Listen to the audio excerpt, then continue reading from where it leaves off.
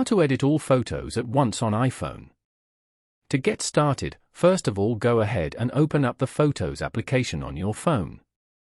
Here, you can view all the photos and videos on your phone. Open the photo you want to edit from here. Then, go to the bottom panel and tap on the edit icon as shown. You can edit the photo using all the options available over here. For example, tap on the auto icon as shown. After that, tap on Done at the top right corner. And then, tap on the three dots. Here, select Copy Edits. Then, tap on Copy. Now, go back to the library and tap on Select at the top right corner. Select the photos you want to edit and then tap on the three dots above. Here, select Paste Edits. As you can see, the same edit has been applied to all the selected photos. Following these steps, you can easily edit all photos at once on iPhone.